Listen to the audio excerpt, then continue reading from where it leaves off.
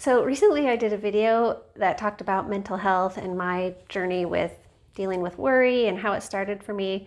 And if you missed that one, feel free to check it out. I'll link it in the description below. But afterwards, I realized I completely forgot a huge part of my story and something that really helped me gain some victory over feeling like I was in constant worry all the time and has helped me, it gave me a turning point in my journey and helped me to have more peace. And so it starts back when I was in college, and I had a friend who, one of her very close friends passed away.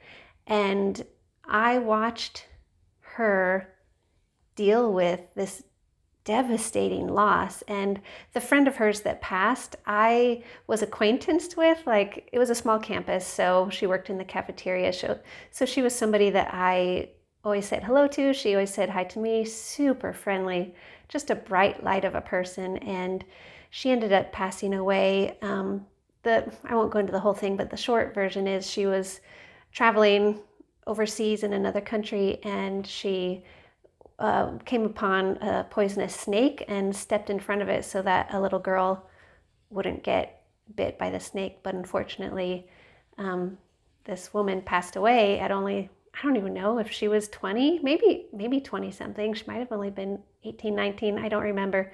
But anyway, it was a really tragic loss. And so the friend of mine that knew her really well, of course, was devastated. And I,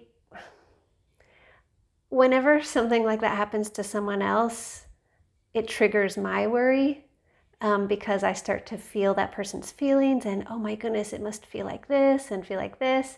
And then, what if that happened to me and how devastating it would be? So that did happen to me as I watched her process this loss of her friend.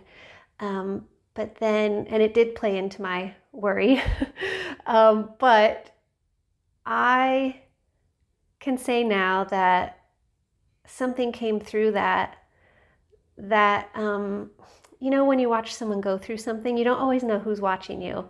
And I probably still have never told this person. We're not, we're Facebook friends now, but we don't talk a lot. But I could tell her this, but I never have told her that watching her process that loss, that devastating loss, was something that helped me to think of how I can approach devastating things potentially happening. So the short version is, this friend that lost her very close friend ended up getting engaged and married. I'm trying to remember. No, I didn't go to the wedding, but I think maybe I saw pictures on Facebook. And at their wedding, they actually had a picture of this friend because the friend that had passed away would have been in the wedding party. And so they had a really sweet photo of her and her name, and just wanting to make her presence in this couple's lives known and to honor her. And so I saw that. And then I did also see photos of the bride and groom really, really happy and having a really special day and a great moment. And, that was a while ago, and they're still happily married to this day. But here's why I'm bringing this up. I saw those photos of her being so happy. She met the love of her life, and she was still obviously heartbroken from the loss of her friend years before. But she was able to acknowledge the passing of her friend, and she was also still having a really joyful, happy moment in life, and was able to smile. And for some reason, watching her go through devastating loss and then to later still be able to have moments of joy, I guess part of why it helped me is because it helped me to see that, yes, maybe devastating things will happen, and there will also be really joyful things that happen. And this is not to say that like, oh, you forget about it and you're not as sad. It's not that. It's just that you are able to carry memories of that person along with you and to remember their life, and to also still have really beautiful moments and moments of joy that you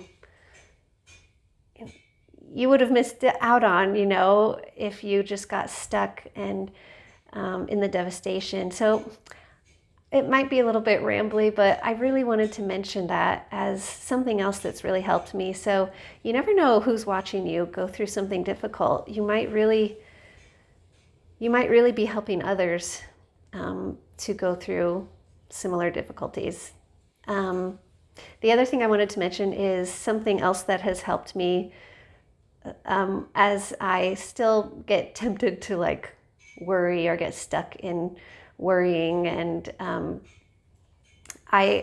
people make fun of like quotes that you see on Pinterest or Facebook or whatever and think they're so trite, and they're just so superficial. But I saw a quote that actually really has helped me and still helps me to this day when I'm tempted to like worry and get stuck and worry.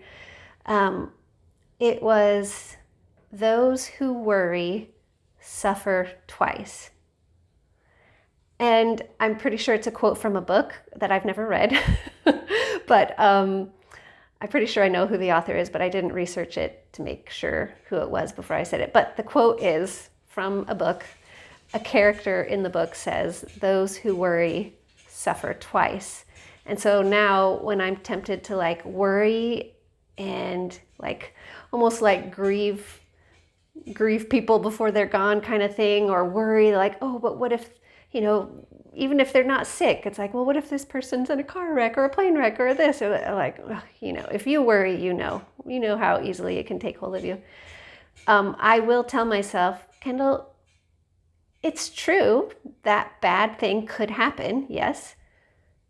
If it happens, you will feel emotional suffering. If you choose to worry about it happening, you will feel that suffering twice. So would you like to suffer once or twice? And then I'm like, just once. So it might sound silly, and I know it's not for everybody and it doesn't cover everything, but I did want to follow up and share a little bit more of my journey on how I've not overcome worry, but I feel like I've gotten some victory over being a slave to worry, have it control me. So it doesn't control me anymore. But those are some of the things that help me.